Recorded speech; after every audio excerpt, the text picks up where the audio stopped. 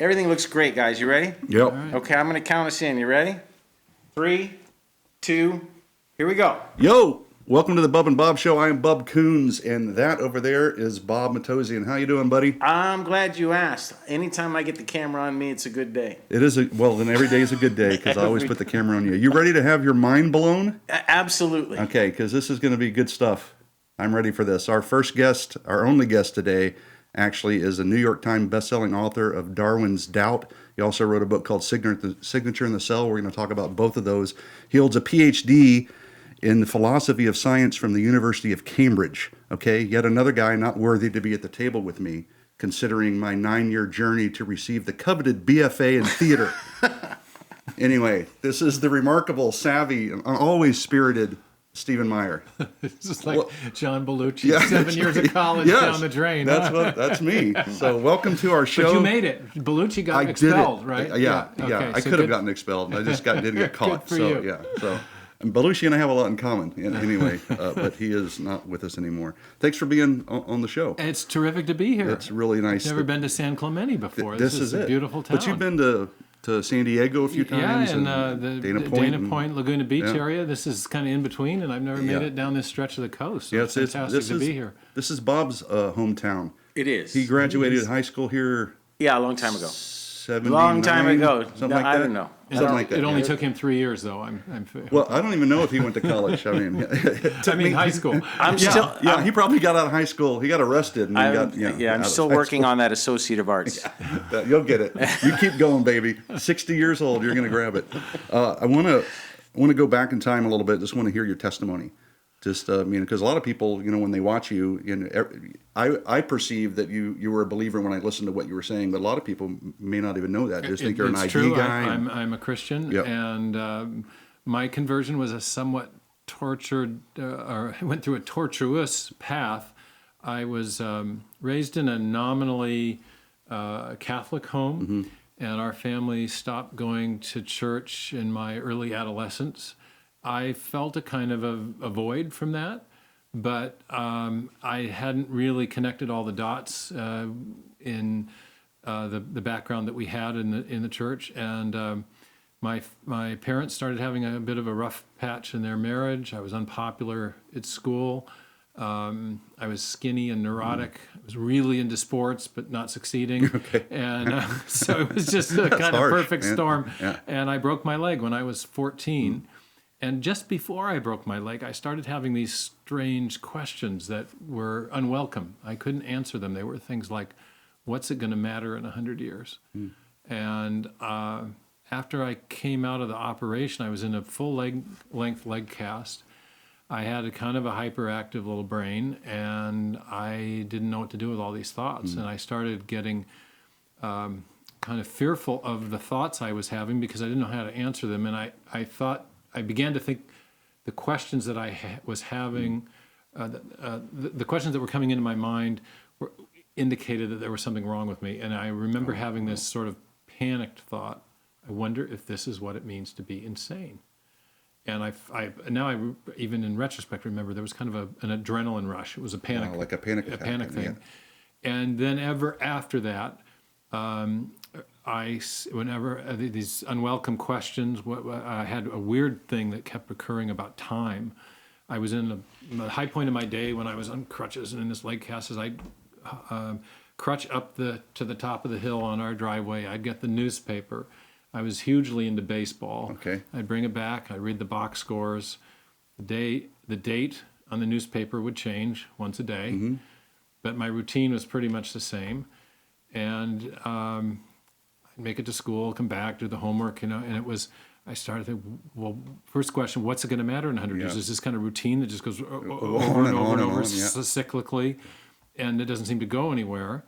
And I was at the time reading a book about the great heroes of baseball yesteryear, and it was the history of baseball. Okay. I was in the 1970s, and as far as I was concerned, there was no higher that was it. calling than to be a professional thing. baseball player, but all the stories ended the same. There was the young Joe DiMaggio or Mickey Mantle. They were scouted. The scouts saw this promise in them. They maybe went through a minor league season, then right to the majors, and then they started accumulating statistical achievements.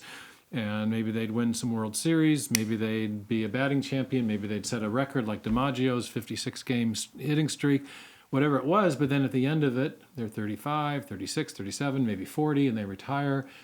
Then they live out the rest of their day enjoying the celebrity that they achieved through professional sports. Then they die. And then they die. And then you got all these records on a piece of paper, but what do they really mean? Yeah. And then that just enhanced this sense that if the thing I most wanted to be was completely meaningless, I started worried that life was meaningless. You're starting to freak me out a And little bit. sorry, it's just, I'm having a panic attack. Why am I here, Steve? well, I'm in the Matrix. It's the thing is, there are all these teen suicides today, and they're among kids that are by and large affluent. Yeah. And I, because of my own experience, suspect that what young people are experiencing is what would a counselor, a psychologist would rightly call an anxiety or panic attack. Sure. But I think it's a metaphysical anxiety. It's an anxiety about whether or not life has any ultimate meaning or purpose. I think it certainly doesn't help. And not being able to connect it. So my story is that I was telling you about, I had a weird thing about time as well. I'd get, the day on the newspaper would go April 26th, 27th, 28th, 29th. But there was this kind of stream of experiences. And I had the sense that there had to be something that didn't change, or else everything that was constantly changing had no foundation in reality. This is 14 or 15. You're going through this and stuff. I was certifiably nuts. I mean, there's no question about that. But when I got to college, I had a professor who told me, there's a fine line between. What happened in college is that I encountered the work of the French existentialists, Jean-Paul Sartre, and then Nietzsche. The great! That's what you want to grab onto. Well, I was a junior in college by this time, and realized that the questions that they were asking were the same ones that I was asking when I was 14. Yeah. Sartre had this famous insight that's been paraphrased as follows: that without an infinite reference point, nothing finite has any lasting or enduring meaning. And that was exactly what I was feeling. Yeah. There had to be something stable or that endured, and that wasn't subject to this flow of ever-changing sense impressions, or else all the flow of the changing sense impressions were all meaningless. And Sartre was saying, unless there's an infinite reference point that's unchanging, then essentially it was indisputable. When we die, we rot. Yep. And whatever meaning we thought we had created for ourselves during this short time useless. It was useless. Yep. So anyhow, what happened to me was... So what were your parents doing? I mean, how many brothers and sisters do you have? I have a younger brother who's an incredibly successful entrepreneur. Okay. He was fun at school, had a great sense of humor. Everybody liked him. And it's like my brother. Yeah, you and I are the same. No, we were these guys, and our brothers were yin and yang or whatever. Superstars. And all the girls liked him. Yes, exactly. Like, dang it, he was blonde and beautiful, but he was funny. And later, that was actually really helpful to me because he helped pull me out of this a little bit just by making me get out and do stuff. And I have two sisters, and then my mom. I tried to tell my mom about some of the things, and she said, "Well, it's just adolescence, dear." And it was, I'm sure, part of that. But I think a lot of kids in that age range are starting to ask those questions, and they don't have resources for answering them. So by the fall of that year, I started to kind of. What happened was I'd get the metaphysical questions. Right. I didn't know they were metaphysical questions. Right. They were just coming into my brain. Then I'd get afraid of the questions because I thought they meant I was insane. Right. And then I'd get afraid of the fear, and then it was just kind of, it was like this dark cloud for 6 or 8 months. Pit. Couldn't get out of it. And I had one experience where we were playing football or something in the backyard after I got out of the leg cast, and there was a whole pile of guys on top of me. And for a minute, it just took me out of myself, and I was unaware of the dark cloud for about 30 seconds. And I had this thought, well, maybe if it can leave for 30 seconds, it could leave for longer. Right. And so it gradually started to dissipate. And sometime in the next year, I started reading on my own the big, fat, white Catholic family Bible. Okay. First time I opened it, it fell open to the division between the two testaments. Yep. And there was this amazingly manly picture of Jesus with the passage from Matthew 11, "Come unto me, all ye who are heavy laden, and I will give you rest." Yeah. And I thought that sounded kind of interesting. Please give me rest. Well, my mind was just, racing. And so I started reading the Gospel of Matthew from the beginning. I had friends by this time at high school who were coming to Christ because of Young Life, or there was a Bible camp across the lake from where we lived. And I knew there was something different about these other kids in high school. And but I was reading this on my own, and it was like I had to read a chapter a night because it was settling me down. And then as I read more, I found things that started addressing the strange questions that I was having. I got to a place, I think it's in the book of Hebrews, and then also in the Old Testament in Exodus, but God revealed himself as an unchanging person. He answered Sarah's question. I am that I am, he said to Moses, was his name. And in Hebrews it says, Jesus Christ is the same yesterday, today, and forever. And Eternal, I thought, that's it. That's what I was looking for, was something that didn't change, that could put all the changing events and perceptions. Have a point of reference. A point of reference that sort of created a foundation for reality. It's hard to describe exactly. Anyway, so I started reading the Bible on my own, and I found time and again that it was answering questions that I had in some cases either formed or had not yet quite fully formed. And so what I was grasping in the Bible was actually a worldview that was making sense of things around me. And I was also very deeply attracted to the person of Jesus Christ. He seemed to bring two things together that nobody else brought together. We had, compassionate. This was, the 70s, and the hippie movement was still in the counterculture. So the counterculture was compassionate, but it had nonsensical kind of solutions, But the conservatives they had all the answers, but they were angry, but they were angry and not very nice, very sensitive. And Jesus said, "I'm full of grace and truth." Or St. John's Gospel said he was full of grace and truth. He brought the two things together, and so I found him incredibly compelling. And yet I didn't really know what to do, and so I probably, by my last year in high school, I probably prayed the prayer that Christians are supposed to pray to ask Christ into their life 150 times, and then I would overthink everything. Now, what's supposed to be happening? Did I really mean that? Did I really? Yeah, exactly. But when I got to college, I sort of went through the whole process all over again, because I now was able to understand that I was asking philosophical questions. I had a great philosophy professor named Norman Krebs, who was a life mentor, and so I got into a situation in college where I became convinced that Christianity was true on philosophical grounds. It answered questions of meaning. It gave a foundation for our ability to know the world around us. I was very impressed by what's called the epistemological argument from necessity, that this fundamental question in philosophy is, how can we trust in the reliability of the mind? And if you believe the mind was designed by God in such a way to allow us to know the world as it really is, it answered the question that all the postmodernists and the skeptical philophers Yet were. on the other hand, if it's an accident and it's by chance and meaninglessness, then why trust any senses? And the philosophers were realizing that from the Enlightenment period, from Kant and Hume, that our minds are active. They make assumptions about the way the world works, and they process information or data, sense data, in a certain way. And so that raised the question: well, are our minds accurate in what they do? If I'm processing the sense data in a way that matches the world, the way the world really works, then I can trust that my perceptions are accurate. So I perceive that the world is that all in the world all events have causes, and that there's a uniformity of nature. Well, that's an assumption that I bring to nature, or to my observation of nature, but I can't prove it from nature. Exactly. So is that assumption of my mind reliable or not?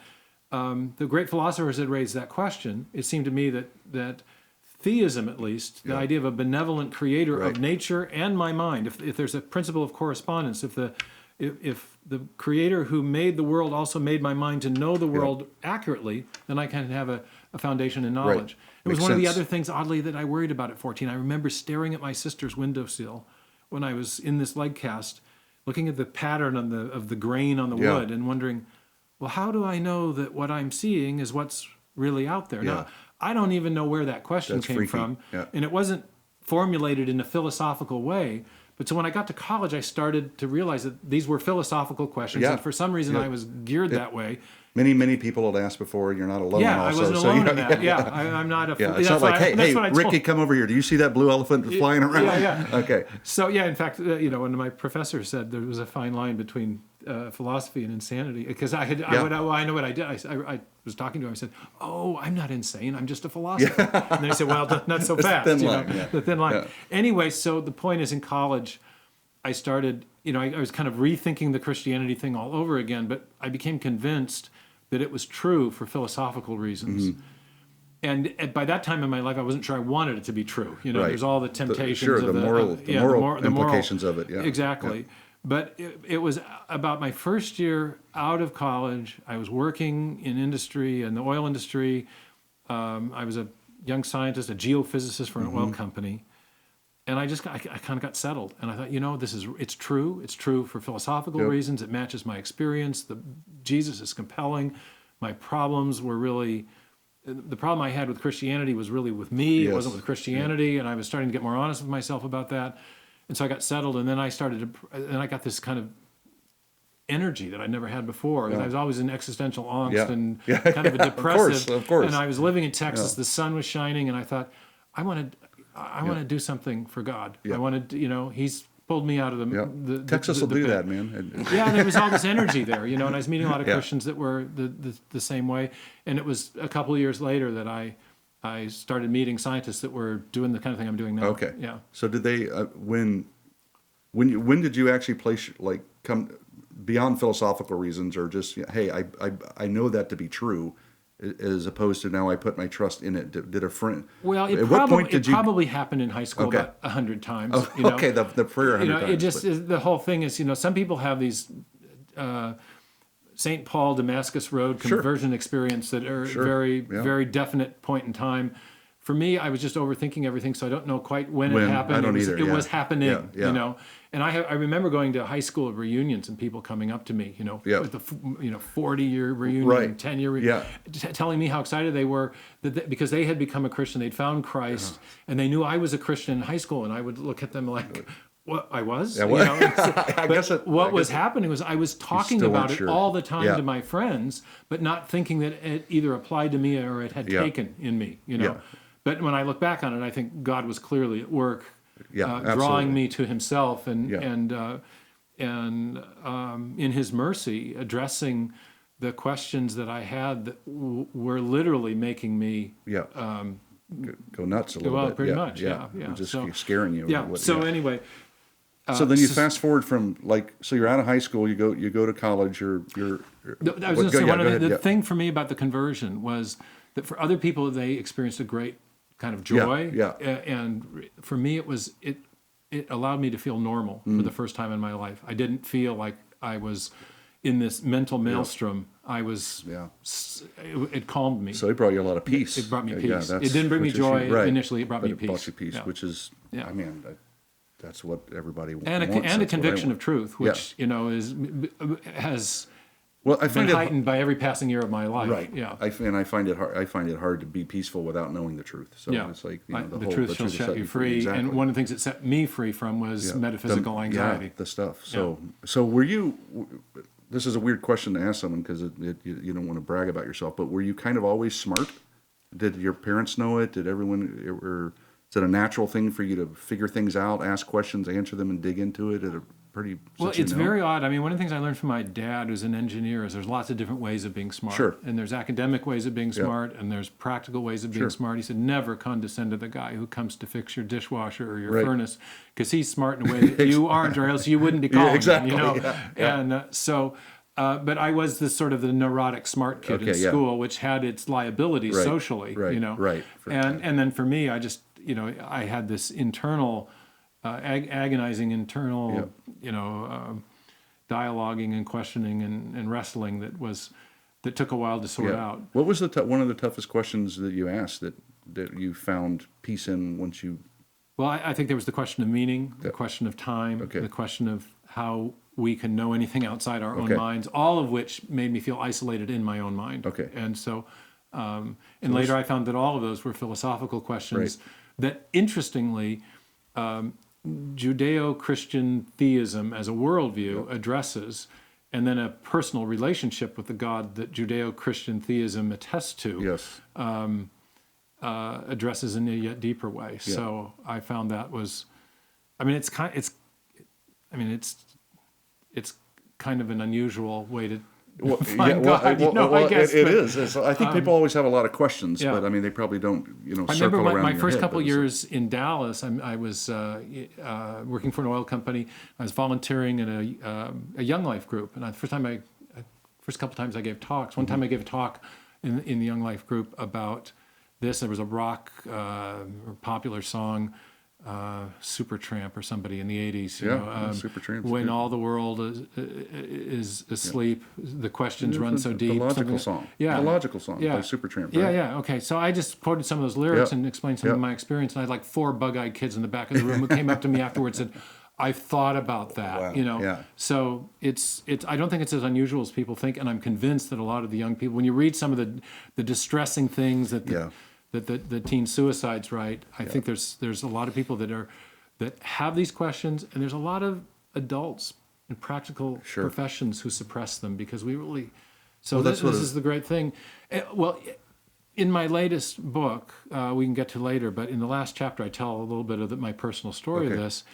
And the meaning question makes a lot more sense to me now as a philosopher than it did even at the time, because nothing can mean anything to a rock or to an atom or to a planet or a solar system or to a truck or a car or a building. Material things can't value anything, so nothing can be meaningful to a material object. Well, we live in a time when materialism as a worldview is the dominant way of thinking. The idea that we came from matter and energy and nothing else, that matter and energy are the self-existent, eternal, self-organizing things that brought everything into existence. That worldview has replaced the idea of a Judeo-Christian personal God who created the universe with an intent and with a purpose. So I used to say to my students, you can't have a purpose-driven life. You can't have a purpose-driven life if there isn't a purposeful creator behind the universe. And so the materialism has been completely unable to answer the meaning question. Because nothing can mean if when we die we rot and we decompose into matter from which we came originally. Do whatever you want now. Then the only meaning we have is the meaning we can temporarily create in this short little for ourselves, bit of time between the veils. So so it did seem that the reality of a personal God, if there be one, created the possibility of finding a transcendent meaning or an ultimate meaning that would persist beyond the grave. Because we find meaning is something that persons confer and that we find in relationship between persons. And if there is an eternal loving person who loves me and who means to reconstitute me after my demise, my physical demise at death, then there is every possibility of meaning, and that's what I had been looking for. Yeah. So while we're on the subject, well, Sorry, we kind of went a long which is way great, from which is great because all that stuff's all the important. science, but but let's jump into from there to the Discovery Institute. Right.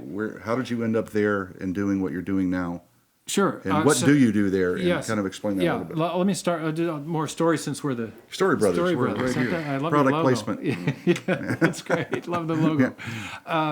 Well, I got out of college in 1981, and I double majored in physics and geology, but I'd been sneaking across campus at every opportunity I got to take a philosophy class, and in particular from this one Professor Krebs, who was just incredibly deep. Always one guy. He was girl he was that's always- amazing. Yeah, a wonderful science professor too, Ed Olson, who was a life mentor. So I had great influence in my college years and people that really thought about stuff. Yeah. So took my first job in the oil industry. I worked there for 4 years, and it was good, maturing experience. I learned a lot. I did some practical science in this field called geophysics. It was I was doing digital signal processing of seismic data. It was an early form of information technology, so it provided an interesting bridge into what I'm doing now with the information argument concerning DNA and the origin of life. But in 1985, 4 years into my time there, a conference came to Dallas, and it was it was addressing all the kinds of issues that I was most interested in at the intersection between science and philosophy. And it was a conference on the origin of the universe, the origin of life, and the origin and nature of human consciousness. And it featured world-class scientists, some Nobel laureates, other gold prize winners of various kinds in different fields, and who were either theists or scientific materialists, or you might call them scientific naturalists, competing worldviews, looking at these 3 different subjects. And I was just blown away by what I heard. In the first session, it was a session on cosmology and the origin of the universe. The people in the audience were shocked when Alan Sandage, one of the great observational cosmologists from Caltech, who'd been Edwin Hubble's PhD student, took to the podium and announced that he wanted to sit with the theists, not with the scientific materialists, because he'd had a religious conversion. In fact, he'd become a Christian. Okay. In part because of, not in spite of, the scientific evidence. Right. And he proceeded to give an explanation of the multiple lines of scientific evidence that pointed to the universe having a beginning. Right. And I remember him sitting, looking into the camera. I had the footage later, and giving this kind of grisly testimonial, saying that this is evidence from physics and astronomy and cosmology that for what can only be described as a supernatural event. There's no way this could have been predicted within the framework of physics as we know it. And then he proceeded to tell his story, which was incredible, and that is that he had been a long-time agnostic, had prided himself on his scientific objectivity. He was interested in some of these deep questions, like why is there something rather than nothing? But he kind of pushed them aside, and finally he realized that the scientific evidence was pointing to the reality of something beyond matter and energy itself. It was pointing to a creation event, and before that, some cause that transcended matter, space, time, and energy. Yeah. And therefore, that's what the science was saying, but he didn't want to face it. That was what was so compelling. He said that, that he saw what the science was pointing to, but he didn't want to face it. And then he had to ask a question about himself. Why is it don't I that want to I face don't it? want to face No, this it's when Romans I pride 1, myself on his suppressing objectivity? the truth, right? To go your own way. And then it's a spiritual thing. That's what he concluded, and eventually came to faith, an intellectual affirmation of the reality of God. So and the faith in implications, Christ. which is fantastic, the implications of a beginning of a universe is what? Because it began, every beginning Well, if we're needs a talking cause. about the material universe itself, Right. which is what we are talking Right. about, matter, space, time, and energy, Right. then to provide a causal explanation of that, you need to invoke a cause which transcends those four domains. which is of matter, immaterial, space, time, spaceless, timeless, and and- all-powerful. and Pretty powerful. And powerful. Sandage also talked, as did others at the conference, about what's now called the fine-tuning, Yeah. what was then called the fine-tuning of the laws of physics, which suggested that not only did the universe have a beginning, but that from the beginning there was evidence of design or a purposeful intelligence. So when you put those two things together, it looked like you had a transcendent and purposeful Someone's intelligence. monkeying with the universe. Whoever, it's like somebody said that. I remember that. Sir Fred Yeah. Hoyle, Okay, famous yeah. astrophysicist who discovered one of the first fine-tuning parameters, the finely tuned resonance levels of the carbon atom. And he said that a common sense interpretation of the data suggests that a super intellect has monkeyed with physics and chemistry to make life possible. Yeah. When I give a talk on this, I always have a joke at line saying, it's interesting how the monkeys make it into origins scenarios, all the time. even if it's physics. So They're always in there. anyway, so this was my first exposure to these two great discoveries. Yeah. I think I probably heard a bit about the evidence of the beginning and the new cosmology, but I was really taken with Sandage and what he had to say. And then in the subsequent session on the origin of life, there was a similar intellectual conversion announced, and that of Dean Kenyon, a biophysicist. He'd done his PhD at Stanford.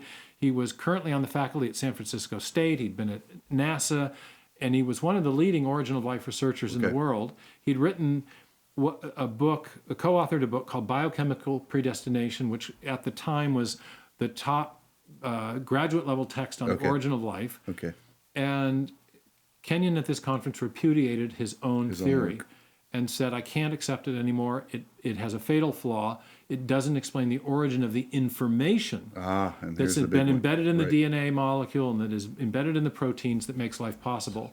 So the deeper we look, the more we look, we're getting to realize it's obvious that there's information for these blueprints, for these basic parts of life. And there were it's like, three other panelists on his side of this. He was on the theist side, and and pretty much. What a humble guy! I mean, you get to denounce your own work and to come.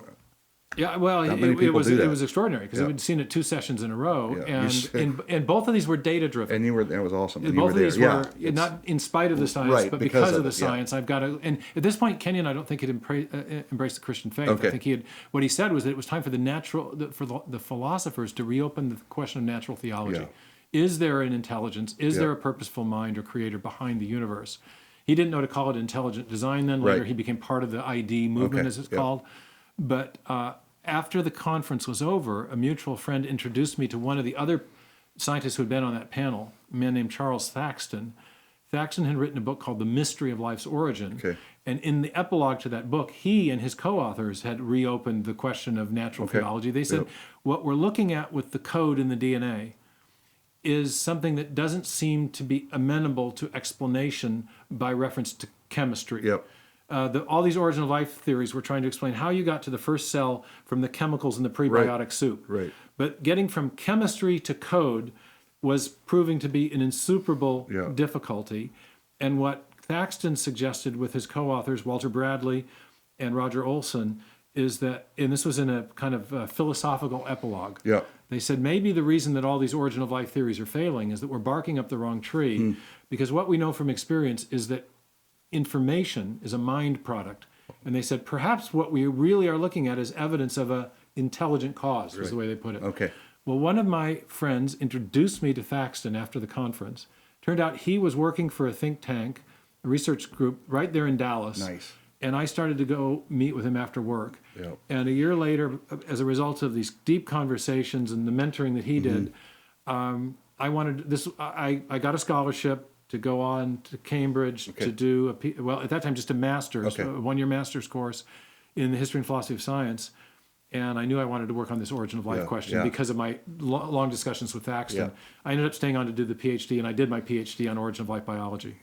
Amazing. So, and what do you do there now? What do you did you found this and you're talking about the Discovery Institute? Yeah, the Discovery Institute. Yeah. So I did a master's and PhD at Discovery. Came back and taught at my alma mater, Whitworth University in Washington State. But while I was in Cambridge, I met Philip Johnson, the law professor who was then at Berkeley, and he was there on doing torts on a sabbatical. But he had read. He wrote like Darwin on Trial. He wrote the right? book Darwin on That's right, Trial. yeah. And I had a mutual friend who called me up one day. He said, "There's this brilliant but quirky law professor from back home at Berkeley," and he said, he's gotten obsessed with evolution. Would you talk to him? And I had the sense that he was saying, talk to him in the manner of talking him out of this crazy, skepticism that he was developing. But it turned out when we met for lunch that Phil and I were on the exact same wavelength. And so he went back to the States. I finished in 1990, and he started giving seminars at the University of Chicago. He gave one at Harvard. And about that time, a group of younger scientists who were just finishing PhDs about the same time I was, got to know each other. Doug Axe, friend of yours, Bill Dembski, Paul Nelson, and others. Mike Behe was a little further along in his career. Jonathan Wells the same. But you did that DVD that came out that I remember Unlocking the Mystery of Life. And anyway, Phil pulled a group of us together at a little beach house in the summer of '93, and it was electric because we had 12 people there, as well as Phil Johnson, and each one of us had a different area of specialty. And I remember asking Jonathan Wells, why'd you go into embryology? He said, because I'm convinced that that's where Darwinism is unraveling. And everyone thought that the theory was unraveling in their own subdiscipline or specialty. And it was kind of electric because most of these folks had been working on their own. They were isolated in their own departments. I'm sure. But now they realized they weren't alone. And good. There was a lot of sense. So this is where the kind of the intelligent design movement, if you will, a research group sort of coalesced. And there was, at that conference, I met in person Dean Kenyon. And Kenyon at the time was experiencing an abridgment of his academic freedom. He was teaching at San Francisco State. And someone had reported him for answering a question about why he had rejected chemical evolutionary theory. He'd given a straight answer. He explained what his current view was. And his department came down on him for this and tried to remove him from an introductory biology class. Well, when I heard about this experience that he was having, I was sort of full of youthful zeal and outrage. I'll take this on. Because I had just done a PhD on origin of life biology, and I knew he was one of the top people in the field. And none of the colleagues at his university knew half as much about this subject as he did. So I said, or someone in our circle said, he should sue. And Professor Johnson, who was an experienced law professor, said, no, that's not going to get anyone anywhere. He said, we need to try this in the media. So I went home and I wrote an op-ed and submitted it to the Wall Street Journal. It was summarily rejected. And but Phil was on the phone a few weeks later with one of the journal editors, Amity Schlaze, And she was interested, asked if anyone had submitted anything about the Kenyon case. Professor Johnson told her that this young professor in Washington State had done so. She said, well, have him send it to me, and I'll make sure it gets to the right place. So I did. I sent it in, and it got accepted. They sat on it. 9 weeks later, they finally decided. They called me on a Friday afternoon to tell me they were going to publish. Okay. And so I immediately called Professor Kenyon to let him know that his case would get some exposure in the national media. Something's going to happen, yeah. He said, that's amazing. I just learned that I'm going to get, my hearing will be my hearing in front of the academic senate will be next Tuesday. So I got the call Friday. The piece was published Monday in the Wall Street Journal, which had huge, multi-million circulation. It brought a huge amount of exposure to the university. Yep. And Kenyon was acquitted before the academic senate on a 25-8 vote and reinstated to his class and given a seminar, a graduate level seminar on information theory and biology, where he could talk freely about his views on intelligent design. Anyway, making a long story shorter, I like this. Bruce Chapman, head of the Discovery Institute in Seattle, saw the op-ed. Okay. Had one of his colleagues, John West, with whom I work now quite closely, give me a call, ask if I'd come over to Discovery to give a talk on this whole subject. Which that summer I did, and then that was summer of '94. Within 2 years, we'd started a program called the Center for Science and Culture. That we'd written some grants, gotten some financial backing to create a research fellowship program for scientists who wanted to advance the argument and examine the evidence in the laboratory and otherwise for the idea of intelligent design.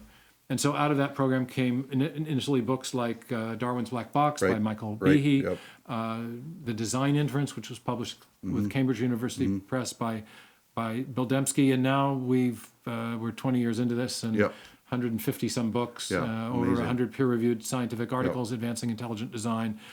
We've had an impact on science education policy in 8 to 10 states, and have done a lot of documentaries and media things as well. Great stuff, by the way. So let's, one of the things I wanted to bring up is knowing that you had those types of questions when you were younger, and knowing that when you kind of quoted the suicide issue with the thing, you can kind of trace why this is happening more and more. The more people that try to kick out, these types of people and don't let you talk about, your faith. All they're telling you is you're an accident and you're useless. Very explicitly, in fact. I mean, there's a famous quote from Stephen Weinberg, the world-renowned, and rightly so, theoretical physicist. But Weinberg has said, the more we understand things, I mean scientifically, the more things seem pointless. The more we understand the universe, the more the universe seems pointless.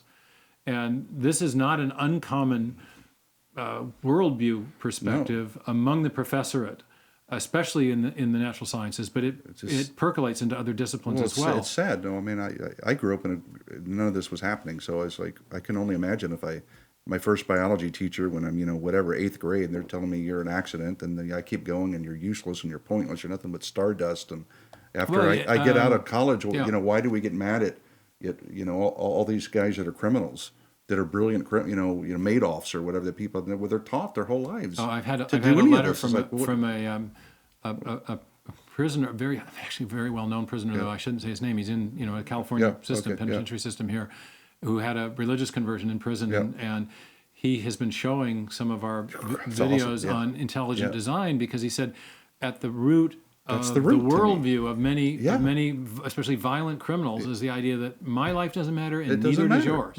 And at the root of that is this kind of nihilistic materialism that says that the universe is pointless. I mean, but you fight it too. I think inherently everyone knows that's not true. That's why there's such a struggle, because they're not happy and they're not joyful and they know something's missing. Something we want us to be connected to a sense of purpose that's bigger than ourselves, but we deny in our philosophy that there can be any such thing. You fight to remove the very thing and you can't really live it out, can you? You also you have this stated. You're right, though. You have this stated very explicitly in public school biology textbooks at both the high school and the university level. Famous textbook, the Miller-Levine.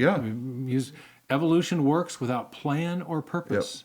Douglas Fatuma, college level text, says that Darwin, with his idea of natural selection and random mutation, rendered theological explanations of the life process superfluous. Yep. The God hypothesis Yep. became superfluous. Yep. So, Which is just bizarre. This is like, I don't. in other words, There's there's an a enemy materialistic because- philosophy yeah. that is conveyed with the science education. But today. I mean, what's the word? It's crap. I mean, I'm not a scientist, so I say crap because it betrays everything that's in you, all your just innate wonderings, why I love, why I help, why I think it's better to help someone instead of step on a baby's neck. It's inside of us. We're made in the image of God. We have to fight it like crazy. And the thing to me is like why, with so many smart people out there, there must be some kind, and this would be weird to some of the audience, that there is an enemy that's suppressing it and hiding our eyes. Because go back. This was the kind of consideration that led me to be convinced that theism, right, the reality, a belief in God was real. We all act in certain ways that betray a belief in things that do not make sense unless you have right. a theistic reference point. So we assume there is an objective morality. And we betray people will say, well, I think morality is just relative until their ox is being gored. Yeah, until their mother is murdered. They steal their right. But it's very hard to say what, if we say you ought not to murder, right. What does that ought refer to? It implies a standard. It implies a value for human life that can't be justified by reference to a materialistic worldview because, again, matter doesn't value anything. Right. There's no valuer. So you really, if we're not to have just a subjective, 7 billion subjective competing moralities, but if there really is an objective morality of the kind we all assume and betray in our actions and words. We put people in jail because of it. We know that there's something. Well, right. We have laws. We have rules. It's all based on some kind of standard. But then anytime we make a statement like that, it implies a valuer who transcends our opinion of value. And so the considerations like that convinced me that theism was the most coherent worldview. Right. It was later that I found that there was also scientific evidence in so support let's get into that. Yeah. Let's get into why the signature in the cell. What's the take home from that book? What were you doing there? I got fascinated with this information issue because that's what I encountered at that conference and in my conversations with Thaxton. I went off to grad school and I wasn't convinced by Thaxton and co-authors' conclusion that the digital code in the DNA pointed to a designing, and the way they put it, an intelligent cause of some kind. But I was intrigued with the idea. Okay. What they were arguing is that this could be rendered as a scientific hypothesis that could be defended. But their ideas about that were a bit inchoate. Okay. I ended up doing my PhD thesis on the methods of reasoning used in the historical sciences. Okay. Because the question I wanted to address is it possible to reformulate the design hypothesis as a rigorous scientific argument, or a scientific inference? Right. And so I ended up studying Darwin's own method of scientific reasoning. And then use that. And I realized that the method that he and the natural historical scientists of the 19th century, Charles Lyell, for example, the method that they were using provided a very powerful foundation for making the design inference. Their arguments are arguments. Here's the argument. Okay, the way they said, whenever you're trying to explain an event in the remote past, you should look to our present experience of cause and effect and look for a cause which is known to produce that effect in question. If you can find only one such cause, then you can make a strong inference from the effect back to that cause. If we know that if we know it's true that when there's smoke, there's fire. If we see babies smoke come from moms walking up, we see smoke wafting up over the hillside, we can infer a fire below, even if we're not there to observe it. Okay, so I got to thinking about this, and Lyell's had a famous phrase. He said, "We should be looking for causes now in operation." Okay. That's what is the best explanation of an event in the remote past? It's one that evokes a cause which is now in operation. And in fact, if it's the only such cause, you can make a very strong inference back to it. And I got thinking into that, and I asked myself a question. What is the cause now in operation for the origin of information in a digital form? Because that's what we have in DNA. In fact, that was the big discovery of Watson and Crick in 1953. They discovered first the structure of the DNA molecules, this beautiful double helix. But inside the helix, there are these chemical subunits called bases or nucleotide bases, which Crick later realized are functioning just like alphabetic characters in a written text. Or zeros and ones in the section. So you have the what are they? The AGTC things? The or whatever? ACGT, right? Yeah. So if you're saying if one of those,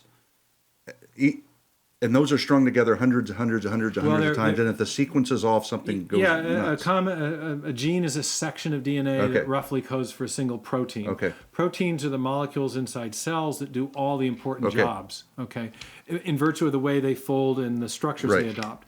But they only get those folded structures in virtue of very specific instructions on the DNA molecule. Okay. And a typical gene will have about 1,100 base pairs, they call it, Okay. 1,100 of the characters. Okay. Now, to get 1,100 ABC, four character codes in the yeah. right order is a lot of information. Yes. It's a lot of bits. Yes. Okay, and it takes lots and lots of genes, oftentimes, to make large protein complexes and structures. So it's the big discovery of the molecular biological revolution, as it's called, is that information in a digital form is running the show at the foundation of life. Okay. So So the minute you say it's digital, the minute you say code, and the minute there's code, there's an information and there's a mind. Is that where kind of it goes? Well, you start to thinking Or is that- about it. yeah. Okay, so what do we know is a presently acting cause? Right. What's a cause now in operation that produces digital information? Right. Well, there's one we know of, and that's a mind. Mm-hmm. And as I had done this work on the history of origin of life, biology, and all the different, I knew that this field wasn't at a state of impasse. Right. All the other attempts to explain the origin of the information in the cell had failed. Yeah. Okay. Yep. So chemistry doesn't make code, but minds do. Yes. Essentially. Matter doesn't make code, but minds do. Yeah. I okay, mean, yeah, part of this obviously. is that the information in DNA is also it's abstract in the sense that there is an independent symbol convention that confers significance on the arrangement of the characters. Yeah, so you have which both a genetic text and a genetic code, which was later elucidated. So again, I mean, you would. It's like if I dumb it down a little bit, it's again somebody monkeyed with it. If I dealt you a royal flush and we were all sitting at a table and you got a royal flush the first time, everyone would go, "Dang, that's pretty lucky." If you got it the second time, everyone would stand up and put a gun in your face, and because That's everyone actually an would. example used by Christian Deduve, one of the Okay. Nobel Yeah. laureates. Yeah, I heard it somewhere. It was Well, just- he's a Nobel. He has now passed away. I had a chance to actually present a paper opposite him at a conference Okay. in 2000. He's a charming Belgian scientist, Okay. but he was one of the leading origin of life researchers, and he was trying to explain the origin of life as a result of some sort of self-organizational Right. forces, which I don't think he ever succeeded in, Right. but he had an example. He said of the multiple royal flushes in a okay. row, and that's an example of a very improbable event, Yep. which is matching a pattern. Right. And this is William Dembski or Bill Dembski's Okay. theory of design detection. When we have a very improbable event which also conforms to an independently given pattern, Yep. we get suspicious of design. Yeah. So his Exactly. famous example is Mount Rushmore. You look at Mount Right. Rushmore, you see the faces. Well, Wind and erosion and rain didn't do it. didn't make Why? Well, because the pattern on the mountain is Yeah. very improbable, but it also conforms to an independent pattern that Yes. it conforms to a pattern we know independently. Yeah. The shape of a human face. It's and in fact, understandable that the we shape can- of the presidents. the presidents that we know. Right, So right. there's a So I use another message behind example it. to show the relationship between these ideas and the idea of information.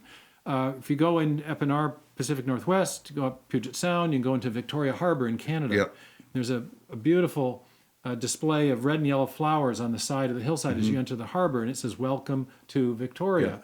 Well, we have a highly improbable arrangement of flowers, Right. yes, but there's also a pattern match. We know the shapes of those letters. We know the grammar and syntax. And it's communicating something. And There's a it's third level. information. It's information. It's like, Informational. So information, we've argued, is an indicator of mind. It's a highly improbable pattern match, but it's also, we can think of it just as and no other source can produce the information that we know of, right? So that would be Exactly. the calls that we're looking at right now. It's right. like, well, So here's what I'll often say when the bumper music is coming up on the talk radio interview, and they say, "Well, what's your main point?" I say, whenever we see information, especially in a digital or alphabetic form, and we trace it back to its ultimate source, we always find a mind, not a material process, whether we're talking about the information in a section of software, Right. information in a paragraph in a book, information embedded in a radio signal, the information that is inadvertently created as origin of life scientists try to simulate the origin of life. yeah. They- There's still people doing it. There's Yeah. still outside sources. Well, you have this funny monkeying thing in around, origin right? of life research where people are trying to simulate the origins, like- but they can't do it without imparting Without being information part into of the molecules. simulation. Yeah. It's So like what are they Yeah. simulating? We did it. You're like, Of Yes, course you we- did it. You yes, did it. the mind did it. Yeah, you did it. That's So anyway, whenever we see information and we trace it back to its source, we always find a mind, not a material process. So the discovery of information in digital form at the foundation of life implies the activity of a designing intelligence in the history and origin of life. What are the defeaters of that? Well, I mean, it seems so convincing. And I just did a video with PragerU, and which is great, by the way.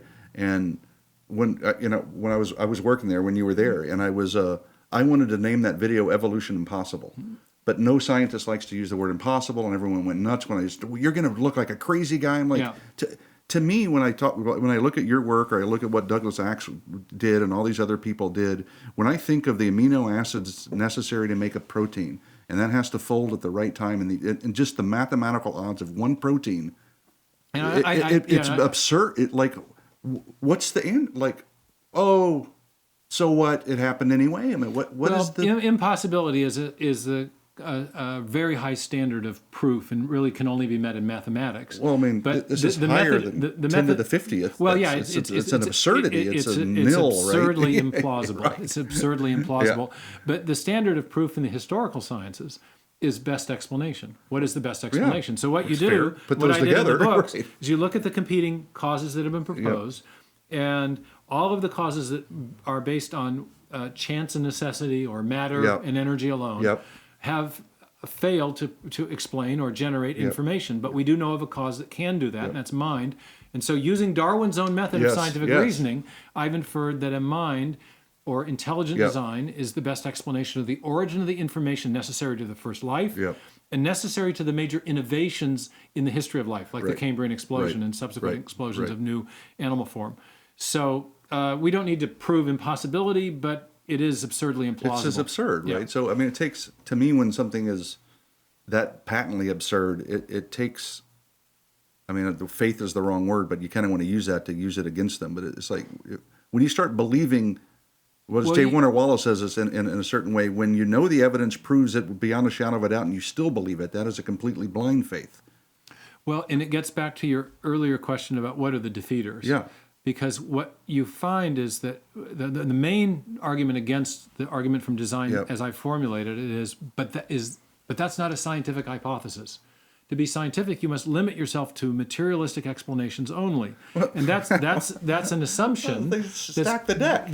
Well, of course, and it has a fancy name. It's called methodological naturalism. Yes. But it's derivative of metaphysical naturalism, the assumption that matter and energy are all there is in nature. But here's an example that shows why accepting methodological naturalism is a bad idea. If you walk into the British Museum and you look at and you encounter the Rosetta Stone, on the stone there's a message in 3 different languages that the archaeologists were able to decipher. But even before they deciphered the specific message, they can tell that they had a script. They had script. Sure. There was hieroglyphs, for example. Something's, This patterns are making out. This was information inscribed on a stone. Now, if those archaeologists had accepted the principle of methodological naturalism, they would have been forced to infer wind and erosion or chemical etching or something. But they couldn't have inferred what they knew was the best explanation, which was that a mind inscribed them, right? And why was mind the best explanation? Because we know of only one cause that generates information, and that's a mind. We have the exact same situation in historical biology. The question is, what is the best explanation? And I've argued we can't allow methodological naturalism to restrict the intellectual freedom of scientists. Open the whole thing. To follow the evidence where it most naturally and logically leads, based on our knowledge of cause and effect in the world around us. Why go against what I guess it was Doug, right? Against your basic instincts of you already know. You know. You're 5 years old. You're asking, how did this get here? You were talking about Doug Axe, who did his PhD at Caltech. Okay. He was in the field of chemical engineering, but he did a PhD in protein science and molecular biology. And as he started to study the what are called regulatory systems, he was studying what's called, something called the lac operon system. It's a regulatory system inside the cell, and he realized that this was a classic engineering design that he'd seen from engineering. And he went and he talked to his supervisor, and he said, this is obviously a design system. And the supervisor says, well, I know that, and you know that, but you can't talk that way in front of the biologists. Wow, You know, you're right. Because they're in Only the biologists, the Darwinian Sure. paradigm. Right? Sure. So, and there's people. I mean, is it still scary kind of out there for some of these professors if they jump on the other side? Are people getting in trouble? It is, although there is a tremendous momentum now with this only imagine intelligent that- design research effort worldwide. Yeah. In some countries like Brazil, I don't think it's scary at all. I think that, there's just a huge number of Brazilian professors and PhDs who have become openly supportive of intelligent design. In the Anglo-American academic world, people still have to be very careful. Yeah. But there's that means though that Something's up. well, there's a huge amount of submerged dissent. Yeah. From Which is, you wouldn't think from any in scientists it would be open and let's just talk and whatever the best evidence leads to, and let's not have these strict rules and stuff, and just like that's the hidden variable here is the agenda is there. the unspoken commitment to a naturalistic or materialistic Right, worldview, right. and then the expression of that with methodological rules like methodological naturalism, which proscribe any consideration of creative intelligence as an explanation. We'll leave that out so you can't bring it in, and that'll prove that it doesn't exist. Yeah, you're like, Well what? said. What? No, that's exactly right. That's how the game is played. Yeah. If you proscribe it from the outset, then no matter what the evidence is, you'll never get to that conclusion exactly. as a result of your investigation. Yeah. So part of what we're doing is we're making the evidential case for intelligent design based on the discoveries of modern molecular biology in the area that I've been working, and based on the Darwin's historical scientific method. Right. But we're also at the same time saying that if we're going to use the method of multiple competing hypotheses or inference to the best explanation, we need to be open to all possible explanations and not exclude some from the outset. Why not? Otherwise, we're going to make an inference search for the truth. Our inference will be developed out of an artificially limited set of options. Right. So why do you? I mean, let's talk about Darwin himself a little bit. Why do you think that took off? I know that someone before him actually came up with the theory, but he kind of made it famous, I guess, in some sense when he did his trip and all the stuff in the Galapagos and the finches. I don't know a whole lot about it, but it kind of took the world by storm, didn't it? It was a scientific revolution. Yeah. There was a co-inventor of the principle of natural selection, or discoverer, was Alfred Russell Wallace. Sorry. Okay. And he later clarified his views, though, and made it clear that he still accepted the intelligent design of the human mind and of other things in biology. So he was actually a design proponent, though he saw that natural selection was a real process. And there were earlier versions of evolutionary ideas and theories that were being proposed throughout the 19th century. But Darwin wrote a beautifully synthetic case. He said that his book was one long argument for the idea of descent with modification by the mechanism of natural selection. And which doesn't explain anything about the origin of life. It's only selection on life, right? He presupposed that there was one or very few simple forms that got the evolutionary process started. Gotcha. And when I wrote Signature in the Cell, that's one of the things I had to explain often, was that many people don't realize that Darwin never proposed an explanation for the origin of the first life, the first cell. And that in my first book, that's all I was addressing. But that's a very big question. That's the big. I mean, how do you get from non-life to life? Right, like you said, even in the Prager video, you know, no protein, no cell, no life. I mean, it's like we can't even get the first thing started. Yeah, so. exactly. And it turns out that the information problem isn't just a problem for the proteins that you need to get the first cell going. Anytime you build any new form of life, you need new organs and tissues. The new organs and tissues require specific cell types. Every specific cell types requires dedicated proteins of some kind, a digestive. And all has to work together, gut, right? You need digestive enzymes. Enzymes are proteins. So for every new type of organ, tissue, cell type, you need new proteins, which means you need new genetic information. In which they would have to simultaneously be done too, right? Which means if it's random and it's purposeless, how does the lung and the heart? Because one without the other is useless in the human. Often there's a need for a coordinated mutational change, and that creates something called the waiting times problem. The more coordinated mutations you need, the longer you would on average need to wait for something that's improbable and then to happen. Wouldn't it die out before it could ever evolve again? I mean, I'm just thinking in basic terms, but I don't. Here's the most fundamental problem: now that we understand that that to build anything in life, let's put it this way: if you want to give your computer a new function, Right. what do you have to give it? New code. New code. information. Okay. Yeah. Same thing turns out to be true in life. Yeah. You want to build a new form of animal life from a pre-existing form, or a new cell type Yeah. from a pre-existing cell type, or a new protein from a pre-existing protein. You've got to provide the information to make that transformation. And we know from our experience of digital code in the computer world that if you have a section of code that is providing a computer function, maybe it's a whole program, and you start changing the zeros and ones at random, you're much more likely to degrade. Doesn't usually help the program. Well, actually, it's beyond, you can sometimes abide a few changes, but as the changes accumulate, you're going to destroy the program long before you ever arrive at a new program or operating system. And it turns out that the exact same thing is true in life.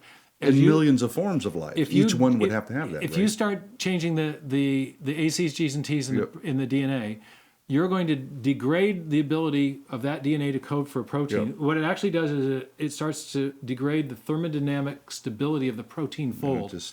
The structure of the protein starts to unravel as the mutations accumulate, and you never get to another protein fold. Right. So the protein folds are the fundamental structures, and you can't get to one. The mutations degrade them before you ever get to a new one. So it has to be programmed. So it you has to be need a coded. source of information that is not coming from mutation and selection to get the job done. And the evolutionary biologists are now recognizing this, looking for new evolutionary mechanisms, but have not found any that solve this problem. And yet, again, we do know of a cause that generates information, and that cause is mind. Yes, yeah. That's what is it the church and other Christians can do?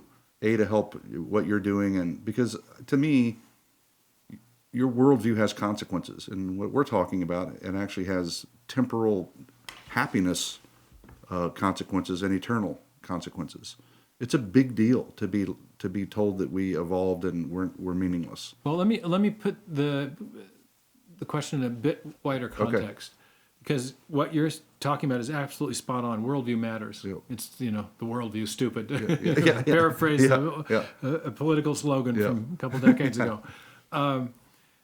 Every worldview has to answer what some scholars call the prime reality question, or what philosophers call the question of ontology or metaphysics. What is the thing or the entity from which everything else comes? That's the first question that any worldview has to address. And the materialistic worldview that's leading to all these destructive, life-destroying cultural consequences, that leads to the nihilism that I think is at the root of a lot of despair in the culture. That materialistic worldview depends upon a materialistic origin story. It has an answer to the what is the thing from which everything else came question, and that is something like the Darwinian process, where matter and energy, where living things evolved by undirected material processes, and the first living thing came from simpler matter and energy, and that matter and energy came from yet simpler matter and energy, all the way back to the elementary particles. At the beginning of the universe. Now, the beginning of the universe is a bit of a problem for materialism already. But in any case, so materialism depends crucially on something like the Darwinian creation story. Michael Rue's sometimes debating partner, a good-natured guy on the other side of this discussion, has said that Darwinism functions as a kind of secular religion for many scientists. And so when you challenge it, you often get a very emotional reaction. So when a lot of people in the Christian world are unaware that in addition to a relationship with Christ, the biblical, the Bible comes with an implicit worldview. It's theistic. It's not materialistic. It affirms the reality of an objective moral order. It affirms certain things about human nature. And it has an origin story, which is decidedly not materialistic. It affirms, in the broadest terms, that there was a purposeful creator who designed life in the universe and brought it into existence. So that worldview is in marked contrast to the materialistic worldview that has won a dominant position in our scientific establishments and is influencing the culture across the board. So the first most important thing people in the church need to do is get educated on this, and to realize there's a proverb that says, "As a man thinketh, so is he in his heart," or "so shall he act." Yep. Okay, so these foundational premises, these worldview commitments of people in the universities, Yep. for example, are affecting how they act and how the people in the culture Absolutely. act. But that's also true for us. So we need to understand that, first of all, and we need to understand that there is, I would think, there's a reason that many young people, for example, are turning away from the faith. Yes. As John Lennox says, the Oxford Yep. mathematician, we're losing our young people because we're not answering their questions. Yeah. We have very good answers We to have their really questions. good questions. I mean, answers. Yeah, good Especially questions these days. Good and questions, good good answers. answers. Yeah. But we're not providing those. So I think there needs to be an awakening of what's sometimes called apologetics. Yep. If you look at the way St. Paul shares the gospel Yep. in Acts Yeah, I love it. 17, Yep. 18, 19, the number of times he's talking to people and the text describes him as reasoning or Yep. persuading Yep. or presenting many convincing proofs. Yep. He's a rabbinically trained Jewish Yep. scholar, and he knows how to argue a case. Yes. And Yes. we've stopped The doing evidence, that. yeah. In 2 Corinthians, it says, "Therefore we come against every argument and pretension that sets itself up against the knowledge of God." We don't meet arguments with feeling. You meet No. arguments with arguments. Yes. So we've Love got to that. be prepared to have a reason for the hope that is within us. well, We have to make the case. Absolutely. So anyway, those are some things I think. Yeah. Two things I want to ask you. The theistic evolution thing. Right. Because when I went on to the church thing, I was like, this is where I want to get into. Right. Everyone's trying.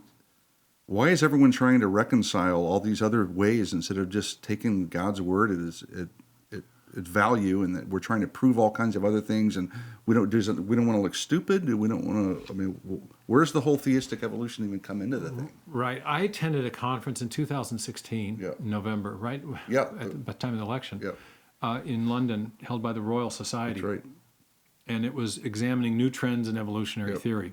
But it was called by a group of evolutionary biologists who become deeply skeptical about the standard neo-Darwinian Yes. version of evolution Yeah. that we all learn in high schools and colleges. And their problem was that they recognized that the mutation natural selection mechanism lacks creative power. Right. One of the things that was commonly said was that, and has been commonly said among evolutionary biologists of late, is that mutation and selection explains the survival, but not the arrival Right, of the fittest. right. It explains small-scale variations, doesn't- yeah. but not large-scale innovations. Right. So this conference was called to look for new mechanisms that perhaps could bridge that gap, that could show. So even within the camp, they're stating this is not working. I would say Yeah. it's even stronger than that. I think in the technical literature, you're finding more and more and more skepticism. Yep. And in fact, one of the scientists there, a leading biologist, said criticism of neo-Darwinism is now so early 90s. He said, okay, it's yeah, becoming yeah. passe. Yeah, it's we like- need to move beyond that Yeah. and just find some alternatives. yeah. One of the conveners of the conference, however, said the conference was at the end, she said it was characterized by a lack of momentousness. Wow. We did a good job critiquing the standard theory, but we But didn't no come one up with offered anything to solve the anything. No one problems. offered anything new. So I find it very ironic that at just this point, when leading evolutionary biologists, and there's been another conference like that was held last year at Cambridge okay. in 18, that at just the point that leading evolutionary biologists are looking for a new theory because they know the theory that we're all taught doesn't work. Yeah. We have this well-funded push within the Christian world to get Christians to adopt a theistic version of Darwinian theory or of evolutionary theory in whatever form it is now being promulgated. And that just seems like now, of course, the reason for that is often offered is the proponents of this view of theistic evolution or evolutionary creation, they'll call it. They say we don't want the church to be embarrassed by advocating an anti-scientific viewpoint, but in fact, the viewpoint that they're advocating is simply out of date. Yeah. It's passé. Yeah. So they recognize, is it safe? This is a good way to say it. They recognize the fact that, yes, there needed to be a mind, so they ascribed the mind to God, but then they used evolution? It's nothing like that. Okay. They're not saying they don't recognize the evidence of design in nature and therefore think there needs to be a mind. They're saying we're going to take the received evolutionary view, whether the neo-Darwinian view or what's sometimes now called the extended synthesis, which is neo-Darwinism plus whatever other mechanisms we can think of that might generate some innovation. Yep. And we're going to say that's how God did it. He providentially used the mutation selection process. Okay. Okay? So he didn't do it the way Maybe. he said he did it. God exists and evolution is true. Now, what the relationship between those two Okay. propositions is varies from theistic evolutionists to evolutionists. It's very confusing. And so what we have been challenging them to clarify is what does God do in the evolutionary process? Or another way of framing the question is the evolutionary process that you affirm a guided or unguided process? Now, they've been famously vague in answering this. Well, because you take a stance, you have a problem either way. Okay, let me lay out the dilemma. the dilemma. It's actually a trilemma. Yeah, a okay? trilemma. I Okay? love trilemmas. According to Darwinism and modern neo-Darwinism, the mutation selection process is undirected. It explains Right. the appearance of design Right. without there being an actual designing intelligence. Yep. Okay, it's a mechanism that mimics the powers of a designing mind without being guided or directed in any Okay. way. That's standard Darwinism and neo-Darwinism. Okay. Okay. Now, if that's the case, then what is God doing with such an unguided process? Here's your options. Either God is directing an undirected process, which is an oxymoron, Yes. a logical contradiction. Even God can't direct an undirected process because as soon as he directs it, it's no longer undirected. Okay, so that's a logical. Seems simple. Okay, Yeah. so let's Yeah. take that one off the Okay. table. Other option is you could say God is not directing the process. Then what It is he truly doing? undirected. Yep. Okay, but if that's the case, then as a Christian or Jewish Yep. theologian or committed believer, you've got a view of God in which God's sovereignty over nature has been deeply limited and Yep. effaced. It's Yep. a view it's not deism. And he's exactly. in control of nothing, apparently. Well, Just sort they of like, may say that God is in control of the laws of nature or sustains them. Okay. But God But he is could not care doing- less how it all God worked? did not do anything in any active way to shape the direction of nature towards any propitious endpoint. Okay. That was all done by the evolutionary Okay. process. That was all done. So he turned on the gears. So he's and a it just- sustainer, but not a creator. Okay. Okay, on that view. Okay. Which is theologically, I think, a sub-orthodox view. Yeah. Okay. Yeah. It's not Pretty- deism pretty exactly. faulty, yeah. But it's okay. Then the third option is to say, well, we don't know. Okay, we if you don't know don't know, whether it's then- directed or undirected. And this is the way they'll play it. They'll say, well, the mutation selection mechanism will look to us for all the world to be a completely random or undirected process. Okay, the mutations are random, and nature does the selecting without any guidance from a mind. Okay, that's the idea of natural selection. We're back all right? to a huge problem. But we can affirm, nevertheless, that God could providentially use such a process, Okay. although we can't. There's no evidence of that. He does it behind the scenes without his fingerprints on the process in any way. So that view has a couple liabilities. One is that it's empirically vacuous. It has no empirical content. Right. It's not making any claims about the world we live in. Right. It's Just- saying, I just from what don't we know, can yeah. tell empirically, it's all an undirected, unguided process. But we can affirm theologically in some Yeah. other Yeah. ethereal realm that somehow God is controlling it. Yeah. So it makes no empirical claims. And so, of course, it can be reconciled with various theological doctrines, but almost all empirical claims that make, any empirical statement that makes no claims, or virtually all, can be made compatible with a lot of other claims. So that's not a big, but it also ends up offering a completely convoluted view of the most important thing that biologists have to explain, which is the origin of the appearance of design in nature. So Darwin noticed that appearance, in particular in the way that animals were adapted to their environment. Yep. And he said the explanation for that was not an actual designing intelligence, but instead random variations in natural selection, natural selection acting on random variations. And he had illustrations of the process that showed how nature could do what typically a human breeder would do in breeding sheep or something. Right. Get a series of very cold winters, you're going to get a breed of woollier sheep, even if the breeder isn't selecting woollier Right. sheep in every generation. 'cause Right. It can do the design without. It can do the design without a Yeah, designer. Yeah.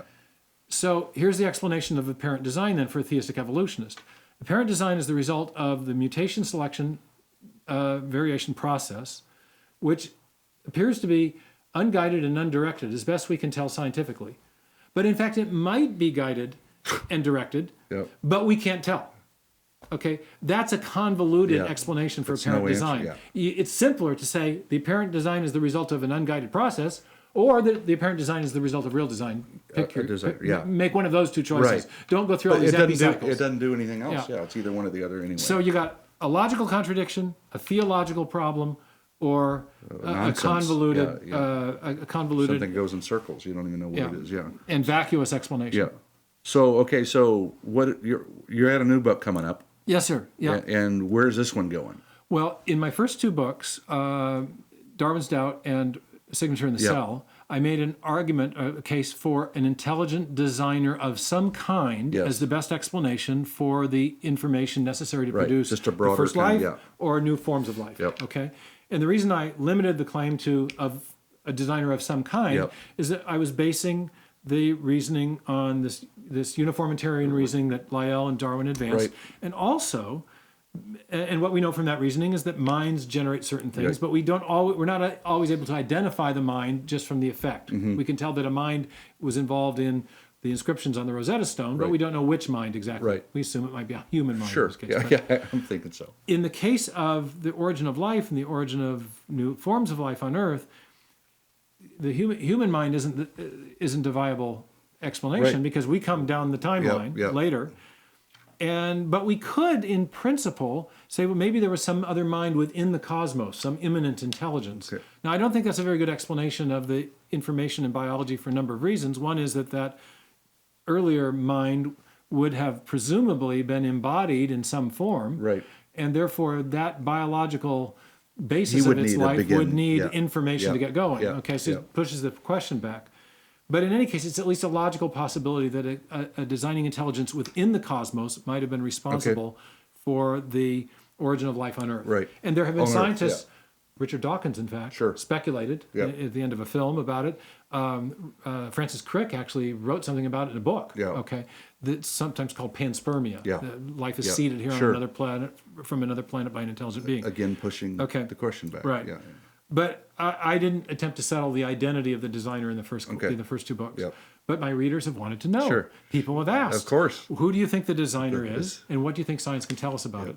So what I do in the new book is address that question by bringing in not only the evidence of design in biology, but going all the way back to the beginning of the universe and looking at the fine-tuning of the initial conditions of the universe and the fine-tuning of the laws and constants of physics that make life many years later possible. Okay?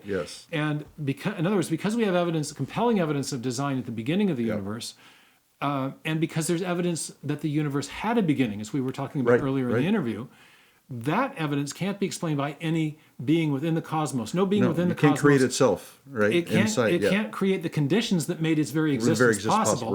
And it can't create the universe that made its very existence possible. So it has to be outside of that. So the evidence from cosmology and physics implies a transcendent designer and creator. And when we couple that with the evidence of design in biology, we realize that creator can't be just a deistic creator, because a deistic creator doesn't act just at the beginning, and it acts just at the beginning, but not down the timeline. So this is a personal. So when we look at the ensemble of evidences from biology, physics, and cosmology, we need a personal, transcendent, intelligent creator who also acts in the creation after the beginning, and that rules out or makes implausible the space alien designer concept. Materialism explains none of these three major classes of evidence. Pantheism the same, because the pantheistic creator is not personal and intelligent, and it's coextensive with matter, which also has a beginning. And the deistic creator also fails. So I argue from these three big classes of evidence that the theistic concept of a creator that we get from the Judeo-Christian scriptures actually provides the best overall explanation for there would be only one of three, wouldn't there? There would be Muslims, Jews, and Christians that would have the worldview. Or there are non-religious theists who hold a concept of that. So the book tells a story because what we call modern science arose in a decidedly Christian intellectual milieu, where scientists assumed that they could do science because they assumed what they call the intelligibility of nature. Nature had a reason built into it, order and reason and design built into it. And they assumed that we could understand it because that same God who made the orderly universe made our minds to understand it. And we lost that viewpoint in the 19th century with the rise of Darwinism and other materialistic theories of origin. But I argue it's coming back because of these big discoveries about the universe having a beginning, the universe being finely tuned from the beginning, and then the evidence we have of infusions of information into our biosphere since the beginning. That's amazing. I look forward to reading that one. I've read all the other ones, and I get them. So just for you guys out there, you heard Steve talk. He's brilliant in his vocabulary, but these books are readable. You can digest them and understand them. It's not like it's on a purely academic level because we take a page out of your book and try to tell a story. And you do such a great job. It's always great to see you. It's fantastic. I'm really glad you really showed fun up. to talk. Yeah. I hope we could do this again sometime. I'm Bub Coons, signing off for the Bub and Bob Show, telling you that evolution is impossible. Deal with it. And we're out.